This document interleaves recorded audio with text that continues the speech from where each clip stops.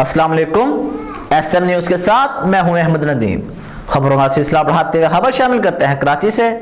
SP Malir Singhar Malak की सरबराही में SHO कायद आबाद अमीन खोसा की पुलिस पार्टी के हमरा मुख्तलिफ छापा मार कार्रवाइयाँ, स्ट्रीट क्राइम और डकैती की वारदातों में मुलव्वस मुलजिमान गिरफ्तार, असला और दीगर सामान बरामद।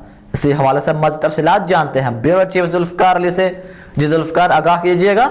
जी बिल्कुल, SP मलिर सिंघार मलिक का कहना था कि 17/1/2021 को कब्रस्तान शेरपाव कॉलोनी में 5 बजे शाह ज़ेब नामी शहरी अपने वालिद की कब्र पर फातिहा ख्वानी के लिए आया।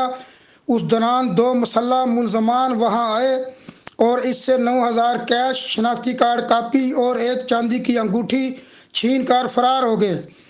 SHO कायदाबाद का बताना है कि शहरी की कंप्लेन पर 18/1/2021 को चावल गोदाम और मुख्तलिफ छापामार कार्रवाइयों के दौरान डकैती में मुलव्वस 2 मुलजमान को गिरफ्तार कर लिया है।